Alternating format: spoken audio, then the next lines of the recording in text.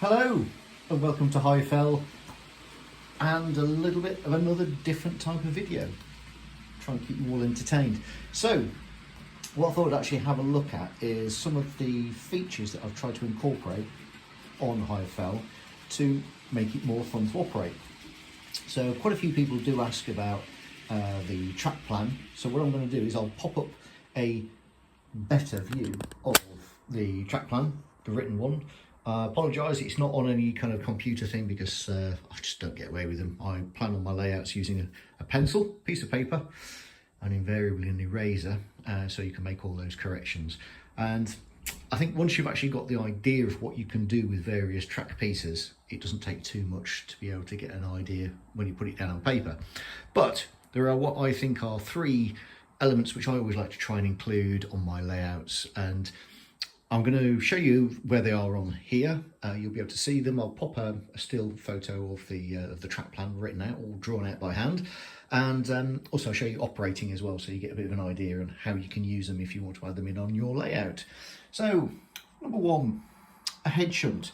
So effectively a head shunt is just something which runs in the opposite direction to where, say for example, sidings or station is. So looking down here is the main station at HFL. You can see it's a terminus station, so it ends here. There are three lines running in, and we have the shunter which is sat here. Now some people might refer to this as a spur, but head shunt, it's all the same thing really. And what that enables you to do is you can get a locomotive onto the other end of the train, and this is quite an important thing.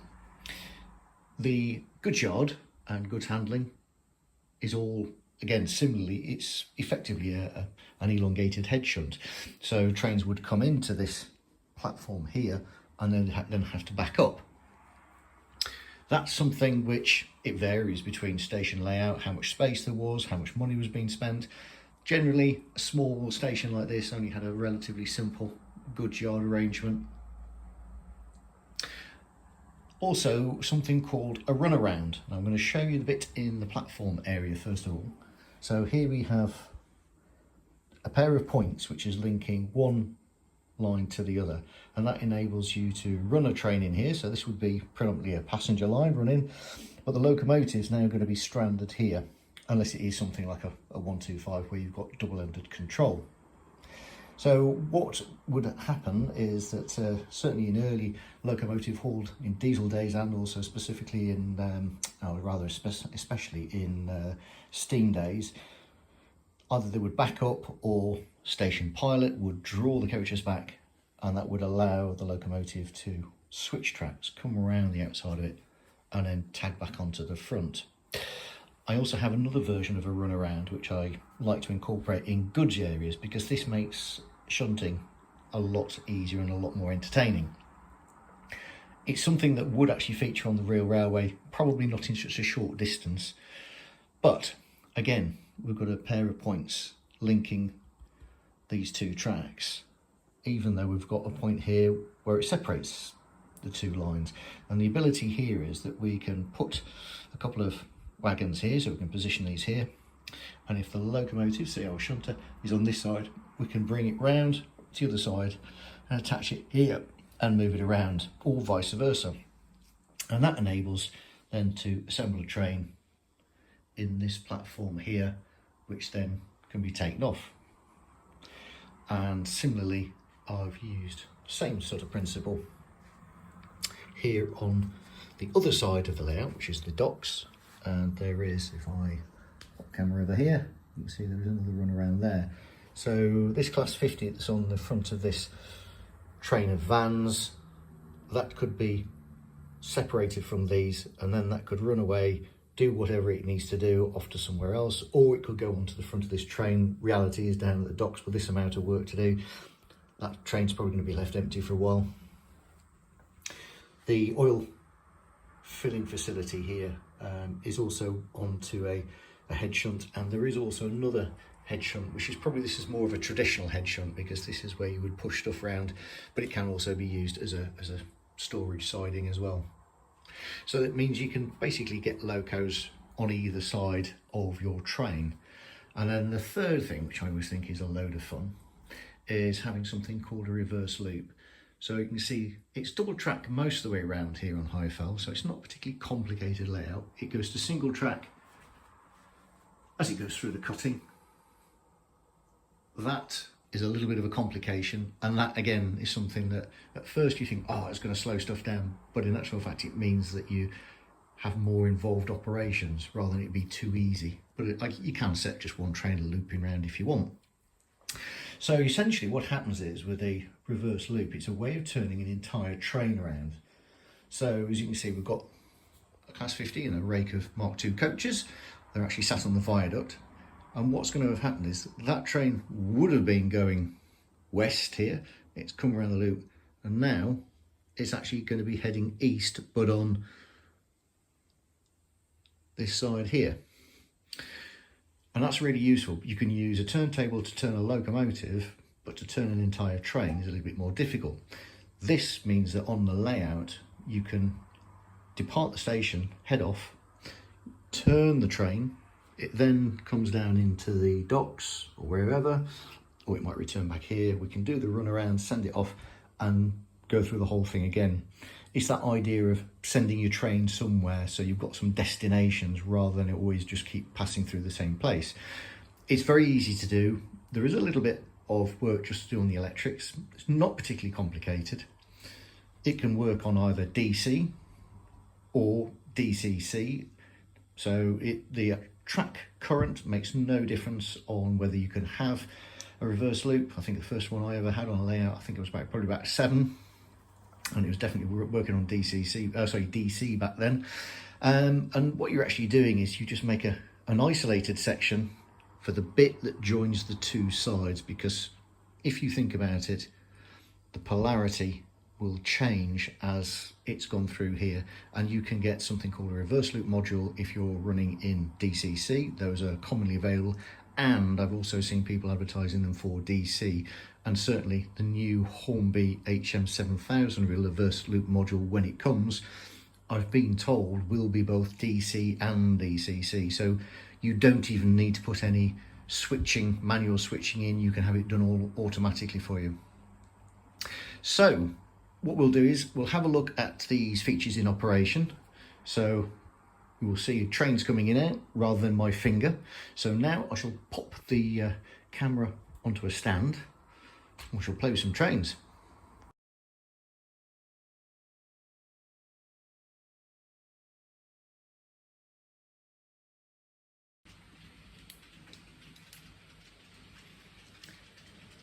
Okay, so our train's coming into platform 1.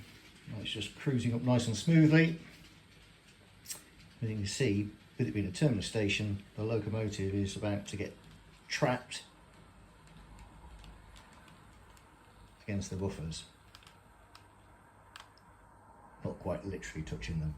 So, in order for the locomotive to be at the front of the train, we've now got to disconnect it from this setup, run it round, and then attach it to the other side. Sometimes another locomotive might come in, attach on the other end, and then disconnect, and away it goes. But we're going to use the same loco, and I'm going to show you then the head shunt or a spur, and the pilot loco, which is going to be the 08. That's going to come in, connect onto the coaches of this train, pull it clear, and release this locomotive that we've got at this end. So we're going to call up our shunter.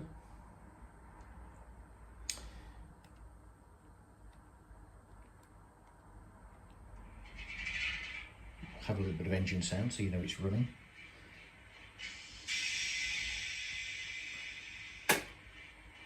Open the points up for that, so that can make its way down from its head shunt over there. I'm going to separate these here using the magic wand. If you want to know how to make one of those, check out one of the other videos that I made. Really useful. Use them for uncoupling. I also use them for activating lights that are set with a latching reed switch, and also for removing coal loads out of the wagon. So you see, I've got empties on here, and I have a magnet built into the coal load so you can get them back out again easily. So I think that's in for the sound from there. And hopefully, if this is straight enough, we might just need to, I think I pushed on a little bit too far with that one. Is he gassing? Right, let's see if we can.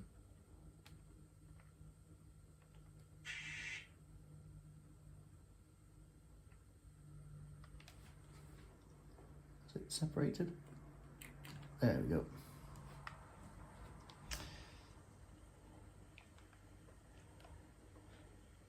A little bit of an art to operating the shunter. It's running a brilliant profile that came from Digitrans. So when you back the throttle off, it still won't stop. You need to use the brakes, which is what the air brakes. You can just hear those hissing in the background. Right, so we've now pulled the train clear.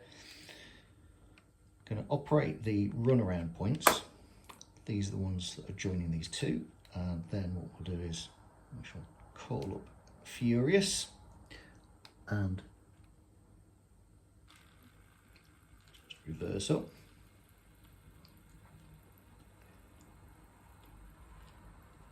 I'm doing most of this without a sound on because sometimes the phone, I think, picks up the sound more than my voice, so you can't hear what I'm saying, which might be something you prefer. I'm all for using music in certain parts of videos, but when you can't hear what the person's saying, all gets a bit pointless. Right, so we've now pulled the loco clear, which then gives us the opportunity that we can actually push the train back. If we had longer platforms, you wouldn't need to do this. You could have more space, but we've got what we've got, so we make the most of it. So now our shunter, we're going to bring that forwards.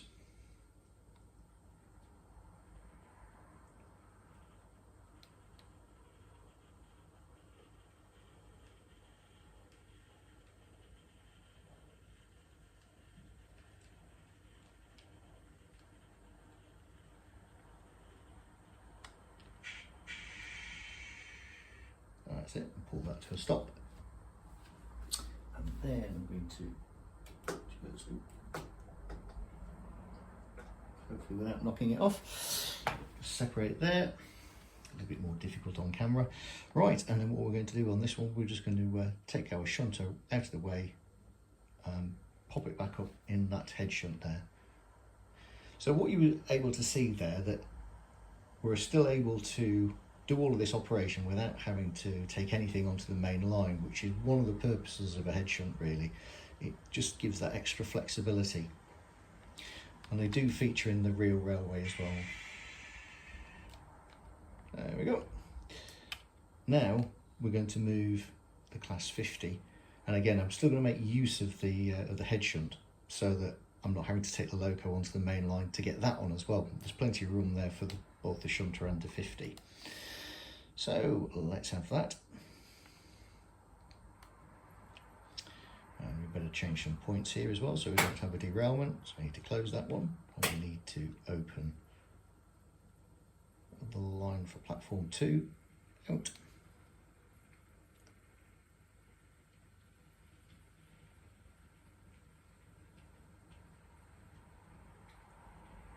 Some people might even have, I mean, I remember certain places where these used to happen, and I don't know whether they do it now, but certainly in the 70s and 80s, passengers would be on the train, and then I think they used to stop people getting on and off at the time when they were actually coupling up, but certainly you used to feel the odd jolt as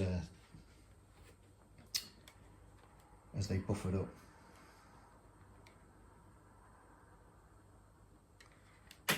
Right, okay, so we'll close that one, open that one, and then we can back up again.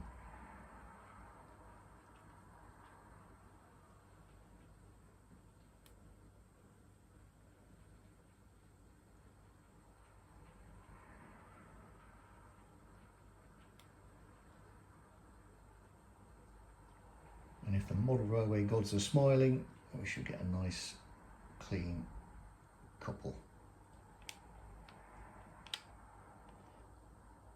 Well, let's just pull it forward and see. Look at that. So I'm actually going to head straight out. I'm going to close the route to the head shunt, so now this loco can head straight on, and away we go.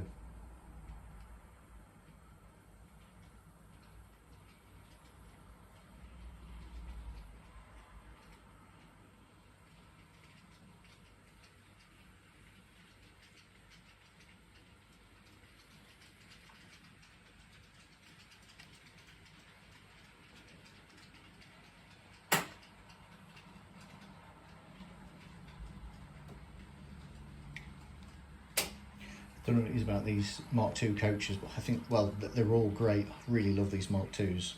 There's something just really special about them, I think. And even Furious seems to agree.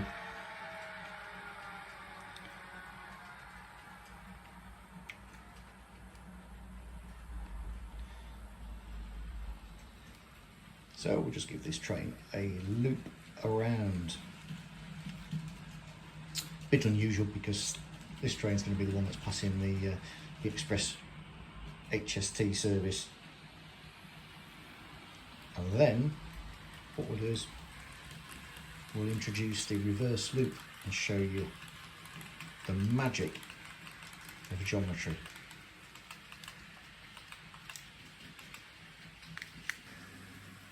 So our train is now heading west.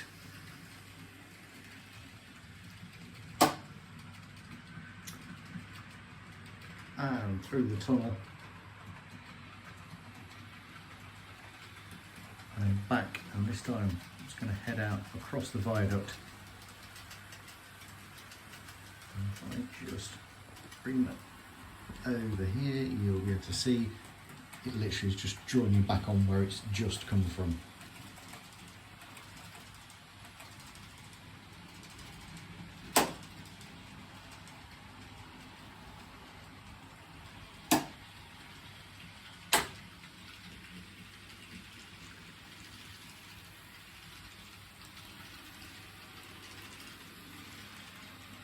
Just to prove it, we'll do one more run by.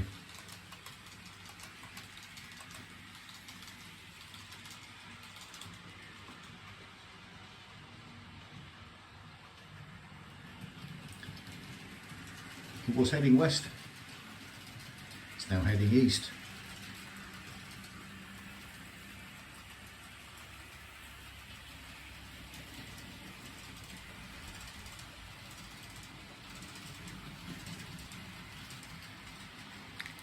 And just to prove the point, it's now coming back to where it came from. So with a couple of really easy to introduce features in your track plan, you can really start to add some operational realism and certainly a lot of entertainment in your layout. I'm not here to tell anybody how they should run their layout or how they would do it, but these are perhaps items that you might want to think about incorporating. There's usually plenty of good information on the various forums. I'll actually put a link to the Hornby forum because if you are modelling in TT120, and I know a lot of people that follow me are, if you're not on the forum, there's loads of good stuff to find there, particularly also if you are into the HM 7000 or the HM DCC system, lots of good advice. Or if you're into any scale really, these features suit everything. I started with one with a reverse loop and using head shunts and things like that when I first started playing with our 3-rail Hornby 00 layout. And then I've always been fascinated by the idea of being able to move things around and almost like recreate miniature versions of what used to happen on the real railway. So I hope that's given you some insight to 3 just really easy things to introduce. It's obviously the season of building layouts because you've all opened the presents that you got at Christmas and realised what a fantastic hobby it is, so you want to get into it more and do something more than just the basic layout, or maybe you're still just playing with track packs. Whatever it is, I hope you're having lots of fun. Do remember to enjoy the hobby, don't let anybody get you down over it, I know there are some negative voices that pop up every now and then. Best just ignore them and you have fun doing what you want to do. Thanks for watching. I'll catch you on the next video. Happy modelling and take care of yourselves. Oh, you didn't think I was going to tease you, let you see it sitting there not running. Well, this is the Class 66. Let's see if it'll go.